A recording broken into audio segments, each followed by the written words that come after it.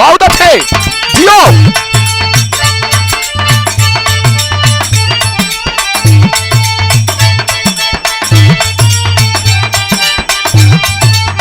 वाह वाह, क्या बात है बड़े गुरुजी, वाह, कोई जवाब नहीं, जिया।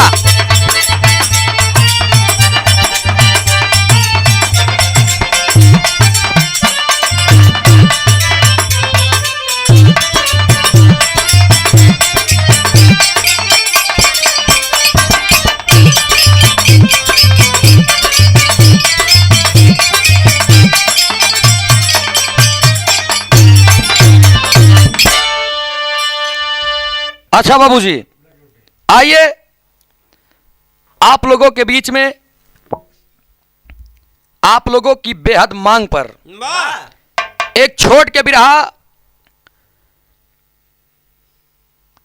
नेपाल के स्थित जिला बलरामपुर, और जिला बलरामपुर में एक गांव ऐसा जिस गांव का नाम जूड़ी कुइया बताया गया। वहीं के रहरा चौकी के रहने वाले बड़े भैया हमारे सम्मानित श्री सीबी यादव जी, जिनके आदेशानुसार ये बिरहा रिकॉर्ड हो रहा है। बड़े भाई ने मेरा कार्यक्रम भी करवाया था वहीं पे, इसलिए उन्होंने कहा कि सूरज भाई इस गीत को आप जरूर गाइएगा। घटना दिल के दहला देने वाली है दोस्त। बड़े भैया हमारे इस गीत पर सपोर्ट करने वाले कौशाम्बी नरेश श्री विजय तिवारी महाराज जी, बनारस की धरती से श्री कमलेश वर्मा बिरहा मीडिया प्रभारी, और श्री बबलू प्रजापति, बाबू नेताजी बनवारी लाल यादव जी की देखरेख में यह गीत जा रहा है दोस्त। ग्वाला म्यूजिक वर्ल्ड में यह गीत आप लोग सुनेंगे।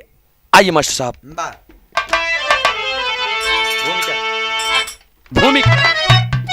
भूमिका में कहना है, आर्य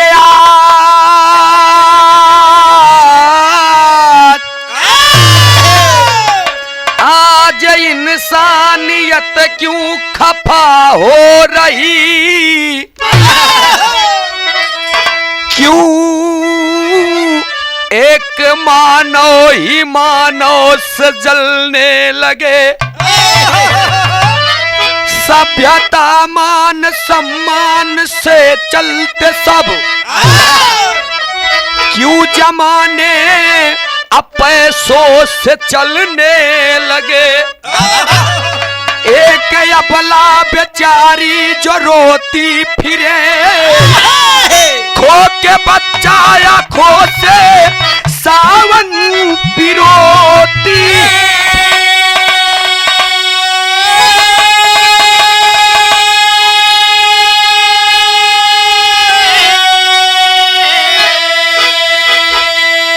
आर्य यदुवंशी सूरज बुरा हाल होता,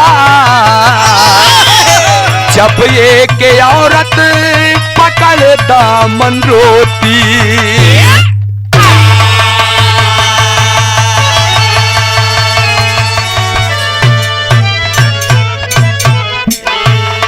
ध्यान देंगे आप। आज इंसानियत क्यों खफा हो रही, क्यों एक मानव ही मानव से जलने लगे, अरे सभ्यता सम्मान में सब थे चलते, क्यों जमाने अब पैसों से चलने लगे, एक अबला बेचारी जो रोती फिरे, खो के बच्चा आंखों से सावन पिरोती, यदुवंशी सूरज बुरा हाल होता, जब एक औरत पकड़ दामन रोती। गौर करेंगे दोस्त, यही वो भारत है जो कभी सोने की चिड़िया कहती थी दोस्त। आज ही जमाने में, ही भारत में अंधविश्वास में फंस करके लोग किस तरीके का काम कर जाते हैं, विश्वासघात कर जाते हैं। एक गजल के लाइन में संकेत बा, कैसे मास्टर साहब?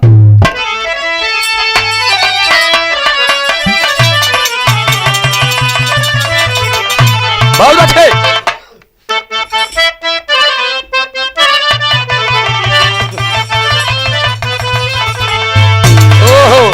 ये हमारे सीबी भैया के मन पसंद गीत था, कैसे? आज इतने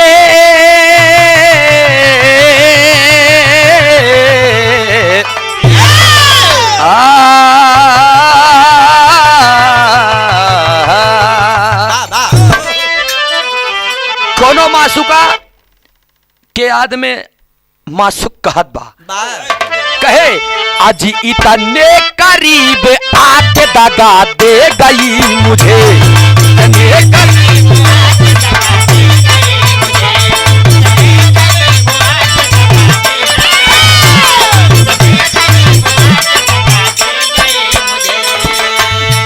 इतने करीब आके दगा दे गई मुझे।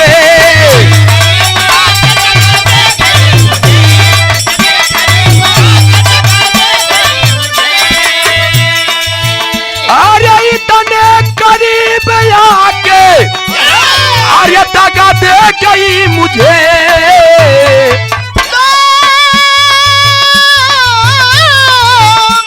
बहुत अच्छे। अब इतना करीब आके दगा अरे दे गई मुझे। मैं बुझ रहा था आग हवा दे गई मुझे, मैं बुझ रहा था आग हवा दे गई मुझे। दिया दिया।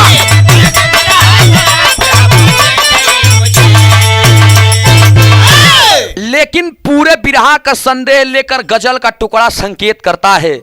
ध्यान देंगे बिरहा में मूल चीज का बा, जरूरी का बा और सत्य क्या है दोस्त। कहना पड़ा क्या,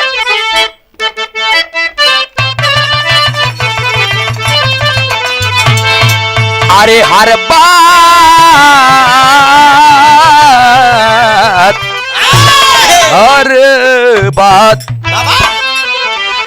अरे हर बात व्यर्थ होती है औकात से बढ़कर, हर बात व्यर्थ होती है औकात से बढ़कर।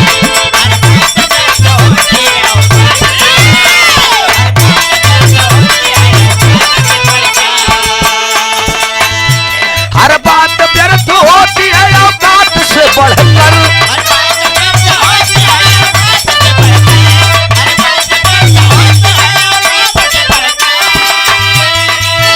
अरे हर बात व्यर्थ होती है ये भैया औकात से बढ़कर।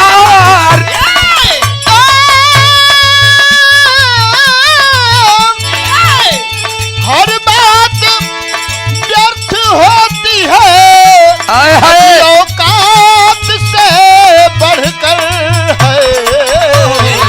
कहे कुछ भी नहीं संसार में औलाद से बढ़कर, कुछ भी नहीं संसार में औलाद से बढ़कर।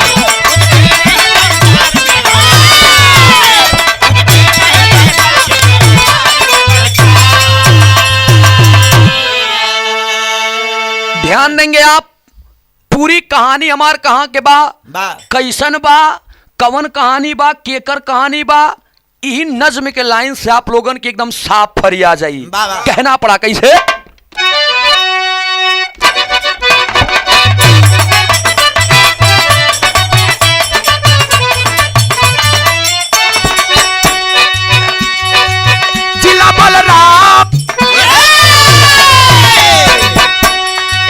जिला बलरामपुर पचपेड़वा की हकीकत है, बगल के गांव चूड़ी कुइया की नसीहत है।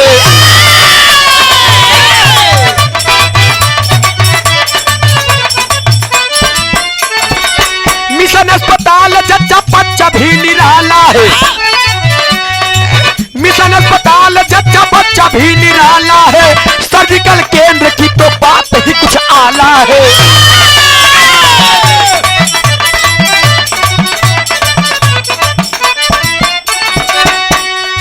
माता पुष्पा उसी हॉस्पिटल में आई है, माता पुष्पा उसी हॉस्पिटल में आई है।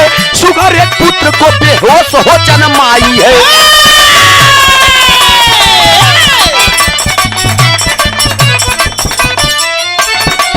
डॉक्टर अकमर जमाल ने पैसा हाथ लिया, डॉक्टर अकमर जमाल ने पैसा हाथ लिया। बच्चे को बेचकर नारी के साथ घात किया।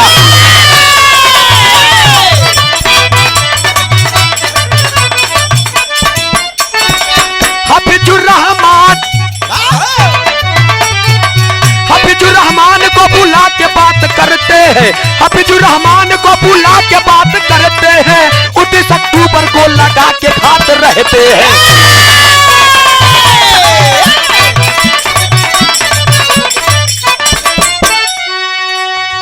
ध्यान देंगे आप, बात के पहले समझ ला दोस्त।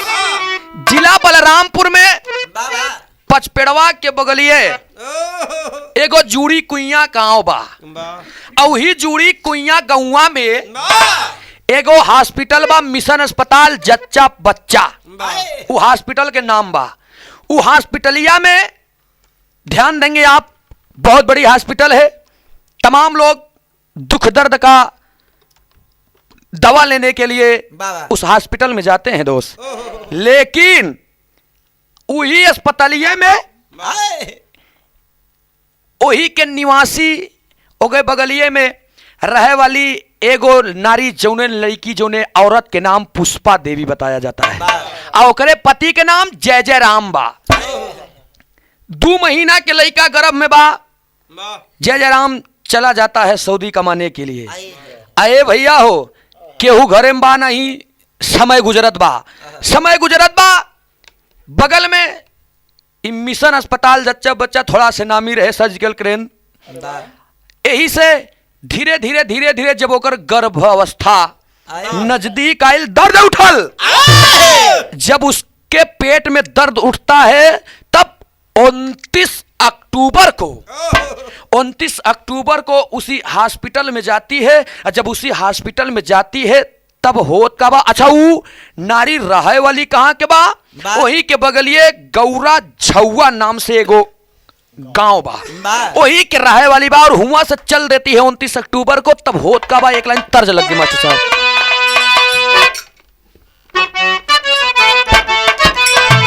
जिया बहुत अच्छे।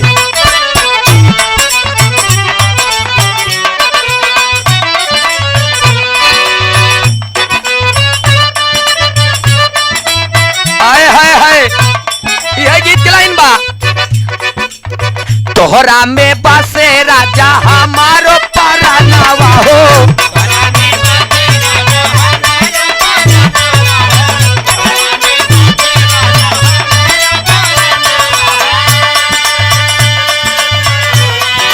ध्यान देंगे आप, कोनो मेहरारू अपने पति से कहा था, तोहरा में बसे राजा हमारो परानावा हो, रात दीना राय बसा तोहर धियानावा हो।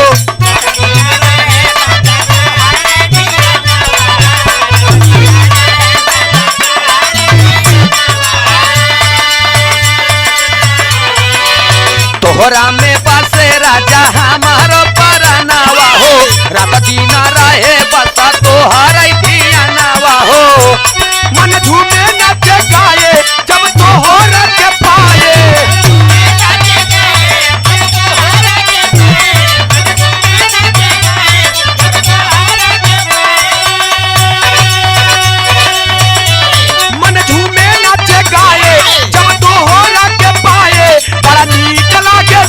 तोहरे संगवा में हम हई पिया जी के पतरी पिरियावा, पियवा हमार पता रेंगावा हो। हम हई सैया जी के पतरी पिरियावा हो।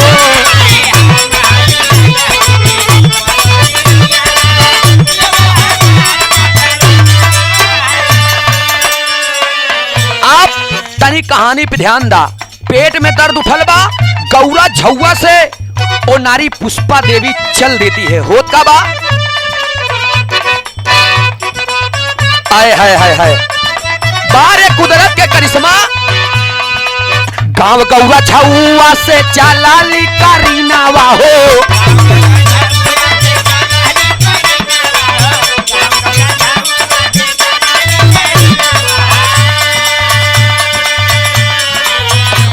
अक्टूबर वाला रहे सुबह दीनावा हो।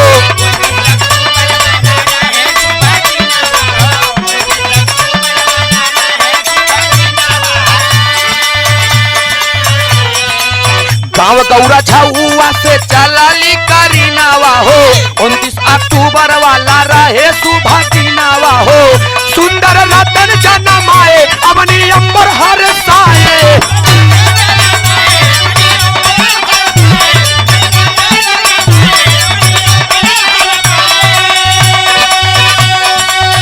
सुंदर रतन जन्म आए अवनी अंबर हर साए। बड़ा नीक लागे पैदा भाला नवा हो।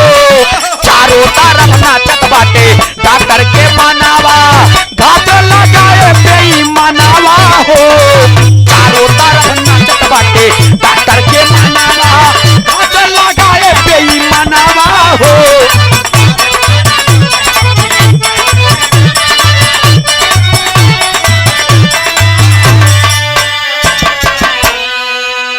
ध्यान देंगे दोस्त, 29 अक्टूबर के उलैकी के बेहोश कर देते हैं, हॉस्पिटल में एडमिट कर देते हैं। एडमिट कैला के बाद दर्द ज्यादा बढ़ल, समय करीब आ गया है। आज सुई लगा करके उस महिला पुष्पा देवी को बेहोश कर देते हैं। बेहोश भइला के बाद सर्जिकल केंद्र में आती है तो डॉक्टर अकरम जमाल ने ऑपरेशन के लिए डॉक्टर हाफिजुर रहमान को बुलाते हैं। ध्यान देंगे, हाफिजुर रहमान रहने वाले कहाँ के हैं? वही के बगलिए में एगो बढ़नी गांव बा। वही बढ़नी चौराहे पे रूबी हेल्थ केयर के नाम से मेडिकल क्लिनिक थी। हाफिजुर रहमान को अकरम जमाल ने जब बुलाने के तत्पश्चात दोनों आपस में बात करते हैं कि ये काम करो, इस महिला के साथ में कोई नहीं है। कहन हमारे बढ़नी के सभासद निसार अहमद के एगो लइका नहीं बा। कहन उ लइकवा एक काम करा, जौन ई लइकवा पैदा होत बा कहन एके हम लोग हटा देते। ध्यान देंगे आप, जब वो लइकवा के हटाए दे और 2-4 घंटा 5 घंटा 6 घंटा बाद जब वो महिला के होश आवत बा, तब वो महिला पूछत बा कि ये डॉक्टर साहब हमार लइकवा कहाँ बा। ध्यान देंगे, वो महिला के सब डॉक्टर रो करके जवाब देते हैं। का जवाब देते हैं? तरज के लाइन में मास्टर साहब,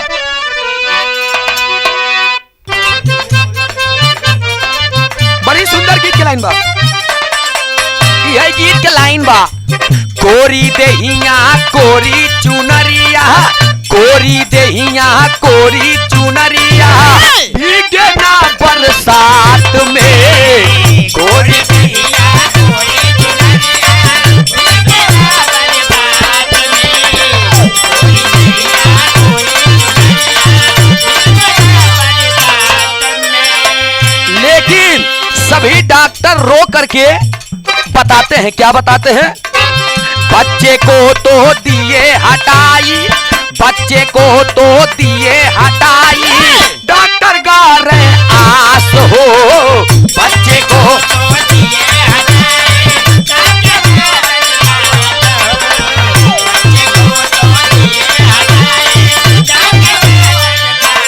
रहे बोले मरा था नहीं खरा था, पेट हो जाता नाश हो।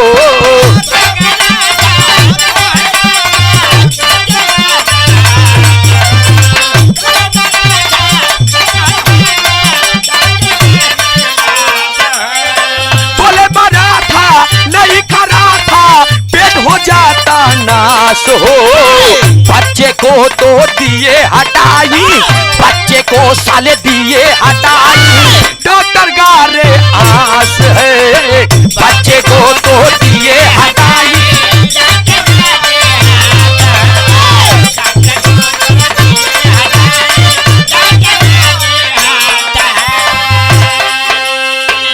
महिला उठ करके अपने होश में आने के बाद पूछती है कि ये डॉक्टर साहब, मेरा जो बच्चा पैदा हुआ है वो बच्चा कहाँ है? डॉक्टरों ने रो करके अकरम जमाल और हाफिजुर रहमान ने कहा कि बड़ी दुख की बड़ी बात है, बड़ी दुख भरी बात है। कहने रे क्या बात है डॉक्टर साहब? कहन तोहरे जौन लइकवा पैदा भइल रहे ना, जब तो के हम लोग सुई लगवनी हा तो बेहोश हो गई लू। आए है जब तू बेहोश हो गई लू, जांच के दौरान आपके पेट में तमाम प्रकार की बीमारियां थी। आए है और सुनिए, बा एक किनारे में आए है थोड़ा सा अलग तरह की बीमारी थी, तमाम प्रकार की झांसाओं बता करके। आए है अच्छा, जब झांसा बतावे लगे, मेहरारू रोवत एक ही बात कही, ए डॉक्टर साहब, ये कुछ भी हो लेकिन मेरा बच्चा कहाँ है? आए है ए भैया हो, जब इतना बतिया कहे तब डॉक्टर साहब ने कहा कि बच्चा आपका मरा पैदा हुआ था। आए है इतनी बतिया जब सुन ले बा, तब हुई तेरी के लाइन में कहा न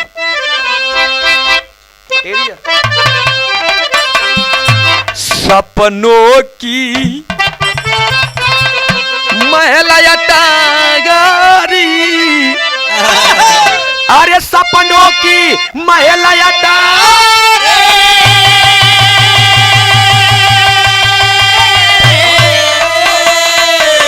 ओ सपनों की महला टारी गिर गई, पैदा हुआ है बच्चा मूर्छित क्यों फुलवारी। सपनों की महल अटारी गिर गई, पैदा हुआ है बच्चा मूर्छित क्यों फुलवारी। सपनों की महल अटारी गिर गई, आंख में आंसू लेकर के आज अबला अस्पताल में बतियात बा, तब तक बगल में होकर के हफीजुर रहमान अकरम जमाल डॉक्टर से कहा बा कि एक बात बताइए। कहन हमरे यहाँ बढ़नी के वार्ड नंबर 2 के सभासद बा निसार अहमद के अर्धांगनी की एगो लड़का नहीं बा, आए उसे हम बात किए हैं, आए उससे मैं बात किया हूं और 12 लाख रुपया देगा वो, बस इस बच्चे को उसके घर तक पहुंचा दिया जाए। आए है ए भैया हो, उनारी के झांसा दे दिए। आ नारी उठ करके घर जाती है और जब घर जाती है, 1 दिन बीता 2 दिन बीता, घर से रो रही है, लेकिन माई के ममता गवाही नहीं देत बा, माई की ममता गवाही नहीं देत बा। आए घर से बैठ करके सोच रही है कि आखिर क्या हुआ। अचानक मूड मिजाज बना करके हॉस्पिटल में आती है। हॉस्पिटल में अइले के बाद तमाम लोगन से पूछत बा, लेकिन केहू उ लड़का के बारे में जानकारी नहीं देत बा। जब उ लड़का के बारे में जानकारी नहीं देत बा, डेली आवागमन लगल बा। ये भैया हो, 10-15 दिन जब बीतल तो एक दिन फिर नारी गौरा झौवा से चल करके वही हॉस्पिटल में आवत बा, तो डॉक्टर से जा करके एक बात करती है। का बात कहत बा, तरज खिलाइन लग गए मास्टर साहब।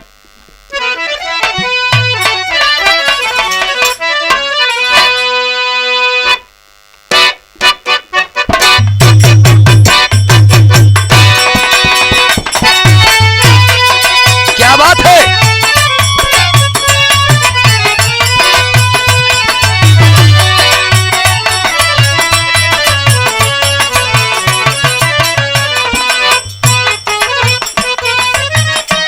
हाय हाय हाय, यह गीत के लाइन बा। बाबू दरोगा जी,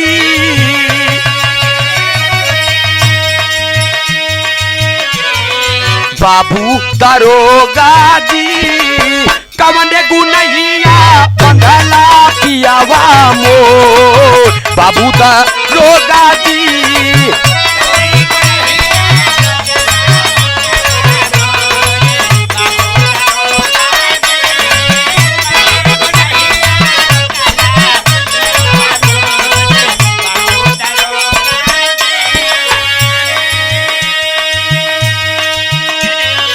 यही भाव में आज माई के ममता रोवत बा। माई जाई के पुष्पा देवी कहतिन, का कहतिन डॉक्टर साहब से, डॉक्टर साहब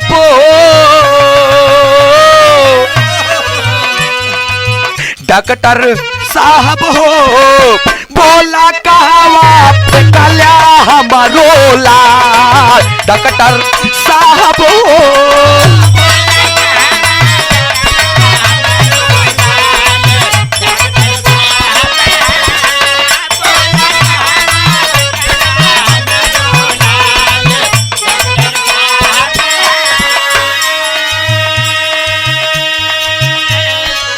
महिला कहती है कि ये डॉक्टर साहब, ठीक है मैं मानती हूँ कि मेरा बच्चा मरा पैदा हुआ था, लेकिन मेरा एक सवाल है आपसे। मैं एक माँ हूँ, मेरा बच्चा मरा नहीं, पैदा हुआ था, ये मेरी ममता, मेरा दिल गवाही नहीं देता है डॉक्टर साहब। ठीक है, आपके कहने के अनुसार मुझे विश्वास हो जाएगा, लेकिन बस एक ही बात बता दीजिए कि मेरे लाल को, मेरे जिगर के टुकड़े को आपने कहाँ फेंका डॉक्टर साहब? कैसे बताए अंतरे में?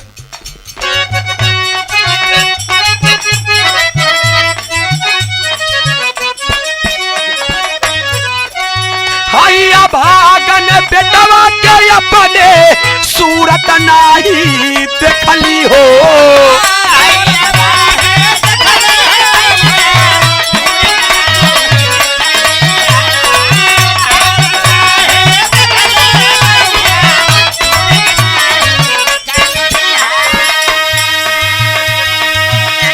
और हाई अभागन बेटवा के अपने सूरत नाई देखली हो, हमरे ससुरे के लोग का कही है? करम जली हम के सब कही है, अपन दुलारा फेकनी हो।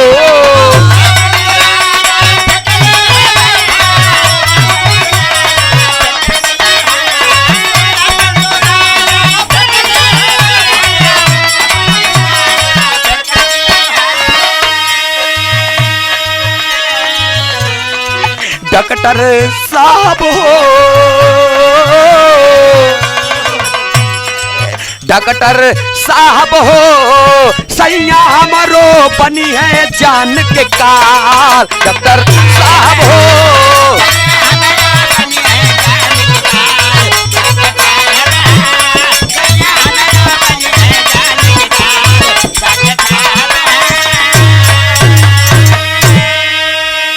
ए भैया हो, तमाम प्रकार की सवाल करती है, हर सवाल का केवल एक ही जवाब दे रहे हैं अकरम जमाल और हफीजुर रहमान जी कि तुम्हारा बच्चा मरा पैदा हुआ था, तुमको बचाने के लिए हम लोगों ने बच्चे को फेंक दिया और तुम्हारे जान को किसी भी हालत में हम लोगों ने एकजुट होकर के दुआ करते करते किसी भी तरीके से तुमको हम लोगों ने जिंदा रखा। अच्छा, ये बतिया सुन के पुष्पा देवी एक बात कहे कि डॉक्टर साहब हम मानते हैं, हाँ? लेकिन आपने मेरे बच्चे को कहाँ फेंका? डॉक्टर इस बात पर चुप हो जाते हैं और जौन वो महिला के शंका रहे उस शंका हकीकत में बदलत नजर आए। ये भैया एक महीना लगातार उसी हॉस्पिटल का चक्कर लगाती रही। जब किसी ने कुछ नहीं बताया तब वो महिला करती है क्या? एक महीना के बाद जाती है कहां? वही के अपने स्थित थाने पे और करती है का? पहापट की लाइन में कहना पड़ा।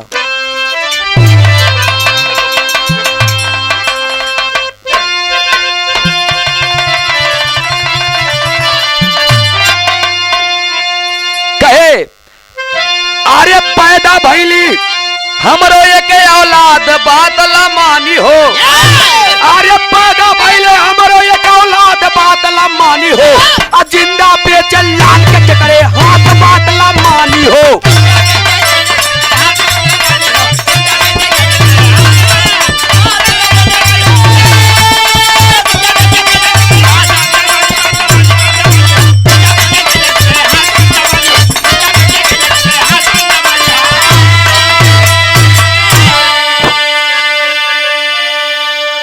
ए भैया हो, ऊ जब बतिया के समझलेस नहीं तो 26 नवंबर के जा करके पचपेड़वा के थाने में आरोप लगाती है पुष्पा देवी कि ये साहब हमरे एगो लड़का पैदा भइल रहे, उन लड़कवा के दरिंदों ने मेरे बेटे को बेच दिया और हमसे बता रहे हैं कि मरा था तुम्हारा लाल। लेकिन नहीं साहब नहीं, मैं एक माँ हूं, मेरी ममता ये गवाही नहीं देती है। यही के भाव में अंतरे में कहे अरे मरा नहीं है बच्चा, मैं मुझे पूर्ण विश्वास है, लड़ती रहूंगी अंतिम दम तक जब तक तन में सांस है।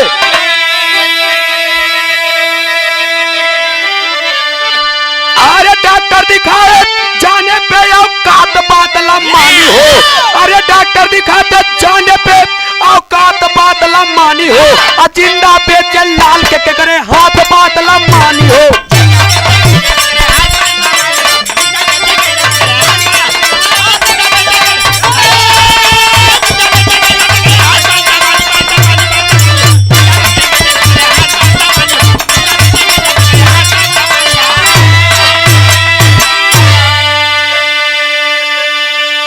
ए भैया हो, कहे जाने पर डॉक्टरों ने अपनी औकात दिखाना शुरू कर दिया, भगाना शुरू कर दिया। इस बात को थाने पर जब एफआईआर दर्ज होता था, पुलिस प्रशासन इस बात को गहराई से लेते हुए जब आनन फानन में जांच करना शुरू कर देता है।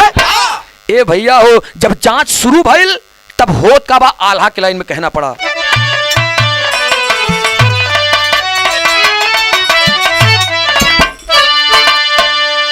आए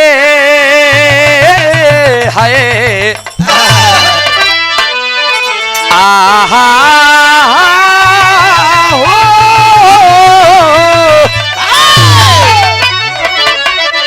नगर पंचायत बढ़नी सभासद के बतिया पंचो,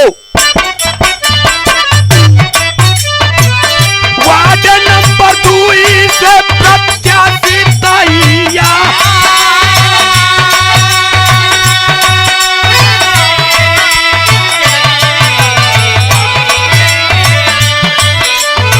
रूबी हेल्थ केयर से पापी पकड़ले बाबू,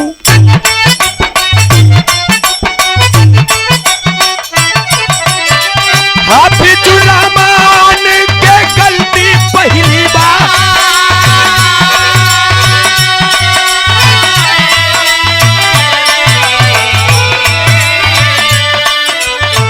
ऐसे चो अवधेश राज सिंह की कड़ाई बाबू,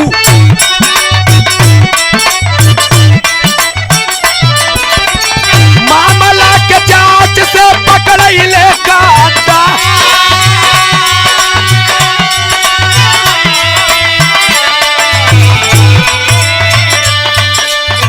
पुष्पा देवी जय जय राम खुशियां मनावई लागे,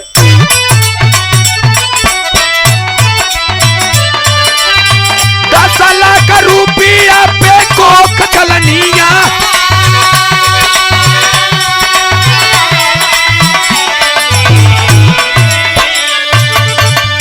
एफआईआर पचपेड़वा के थाने में SHO अवधेश राज सिंह ने इस मामले को गहराई से लिया और आनन फानन में इस मामले का जांच करना शुरू कर दिया। अरे जब जांच करना शुरू कर दिए, ए भैया हो, जब मामला हकीकत सामने आया, अकरम जमाल को जाकर उसके हॉस्पिटल जच्चा बच्चा सर्जिकल केंद्र पे उसे जब गिरफ्तार कर लेते हैं, जहिया मार पड़ल, अकरम जमाल रो करके सारी हकीकत बताने लगा। ए भैया, हुआ से गाड़ी स्टार्ट भइल, गाड़ी पहुंचत कहां बा, बढ़नी के रूबी हेल्थ केयर में, जहां हफीजुर रहमान डॉक्टर साहब बड़े इत्मीनान से बैठे हुए हैं। पुलिस पकड़ पहुंचल, कालर पकड़ के जब गाड़ी पे बैठौलस तो हफीजुर रहमान मोहम्मद हफीजुर रहमान जी कह रहे हैं कि ओ आइए आइए साहब का, ना ना ना साहब, तो यार हम लोग खैरियत पूछे आए ही, 10-12 लाख रुपया पचावत हवा ना। डॉक्टर साहब हफीजुर रहमान से जब इतना कहन, तब हफीजुर रहमान कहन, सुना है दरोगा जी, लांछन लगौले से पहले पहले सोचा, ई धरती का दूसरा भगवान कहे जाते हैं हम। एगो पुलिस प्रशासन रहे अवधेश सिंह ने कहा कि हम जानते हैं भगवान आप कहे जाते हैं, इसीलिए हैवानियत शुरू कर दिए हैं। चलो थाने पे लेके चल रहे हैं। थाने पे जब थाने पे दोनों जने लेके गए, पुलिस के जब डंडा के मार पड़ल दोनों जने के ऊपर, तब वहीं से दोनों जने रोए के सारी हकीकत बताए देन कि प्रभु ए साहब 12 लाख रुपया में हमरे बढ़नी के वार्ड नंबर 2 के सभासद निसार अहमद जेकरे लइका ना होत रहे 12 लाख रुपया दिहले रहलन। वही 12 लाख रुपया के लालच में हम दोनों लोग ई पुष्पा देवी की एगो लड़का पैदा भइल रहे, आए बेटवा पैदा भइल रहे, लेकिन वो बेटौना के 12 लाख रुपया में हम बेच दिले रहली। आय हाय रे, पुष्पा देवी के कलेजा छलनी हो गई। अब वो सोचत बा पुष्पा देवी कि हमार लड़कवा मिली कि ना मिली, लेकिन फट से वहां से गाड़ी उठ जाती है। अच्छा, जब गाड़ी सभासद बढ़नी की ओर चलने लगी तो ई बात के खबर पहले से ही निसार अहमद को मिला, और निसार अहमद बस 2 किलोमीटर के बॉर्डर रहे चला जाता है नेपाल। और जब नेपाल चल गई, लइकवा के छोड़ दिले रहल, निसार अहमद के घर पे गइलन, लइका को बरामद किया गया, और लइका जब मिल गइल, उ लइका के खुशी से बा पुलिस प्रशासन ने उसकी मां पुष्पा देवी को सौंप देते हैं। आए और जब सौंप दिलन, गौर करेंगे दोस्त, 29 अक्टूबर की घटना 26 नवंबर के मामला दर्ज हुई। टोटल 1 महीने पे एक माँ अपने बच्चे को पैदा करने के बाद पाती है। आज कलेजे से लगा करके अपने लड़का के रोवत बा, और रोवत बा तभी खड़ी के लाइन में कहना पड़ा, ये हमारे कवि की कलम संकेत कर बा।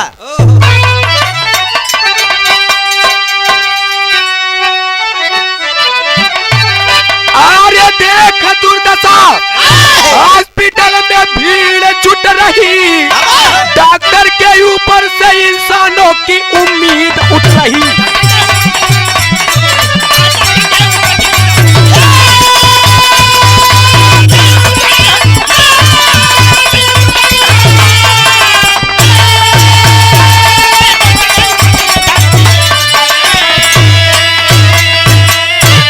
पुलिस प्रशासन पुष्पा देवी से पुलिस प्रशासन सवाल करती है कि आखिर आप इतने कॉन्फिडेंस के साथ में कैसे कह सकती हैं कि आपका बच्चा मरा नहीं है, जिंदा था। तब उसने कहा, क्या बुरे कर्म का बुरा नतीजा अरे करके हमने देखा है, अब मरा था बच्चा मेरा यदि तो क्यों डॉक्टर ने फेंका है।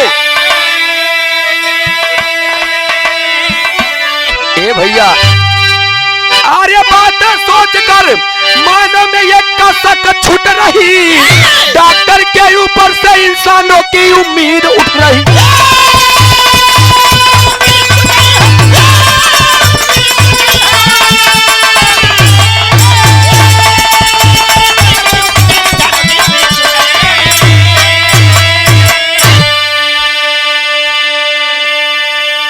ए भैया हो, एक माँ अपने बच्चे को प्राप्त करती है, गले से लगा करके अपने आंचल का छांव दे करके फिर गौरा झुआ की ओर जाती है। जय जय राम जब इस बात को सुनता है खुशी हो जाता है, और एक बात कहता है कि ऐसी नारी के ऊपर मुझे गर्व है। ए भैया हो, यही रही, यही तमाशा अगर डॉक्टरन के रही तो कौन इंसान कौन डॉक्टर के ऊपर भरोसा करी भाई। इसीलिए धीरे धीरे काफी लोगों ने ये इस बात को झेला है डॉक्टरों से। इसलिए कवि जी ने लिखा कि देख दुर्दशा हॉस्पिटल में भीड़ जुट रही, और डॉक्टर के ऊपर से इंसानों की उम्मीद उठ रही। अब उम्मीद हट जात भैया हो, लेकिन महिला ने भी बहुत ऊंची बात कही थी कि बुरा कर्म का बुरा नतीजा करके हमने देखा है, अब मरा था बच्चा यदि हमारा तो डॉक्टर ने क्यों फेंका है। बस यही बात आज मुझे मेरे उम्मीद पर खरा उतारी। बहुत बहुत धन्यवाद। ये हमारे विराह के संदेरा, एगो लइका खोयल रहे अपने मतारी के पाई के लइका किलकिला के उड़ दे हंस देता है दोस्त। छाप में कहे तो भुल्लू रामधार हैदर गुरुवर राजा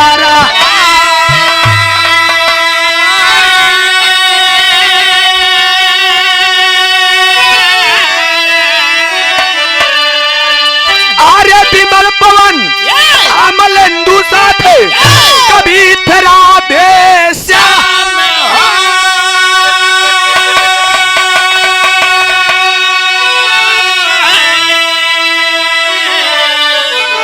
सपनों की महल अटारी गिर गई, अरे सपनों की महल अटारी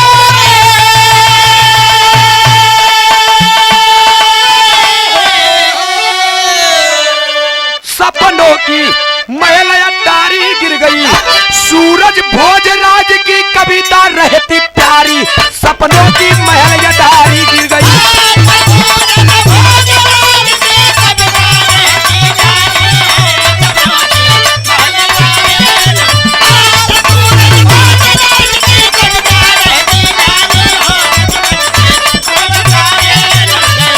जमाने से कहो अकेले नहीं हम, जमाने से कहो अकेले नहीं हम, हमारे संग संग चले गंगा की लहरें।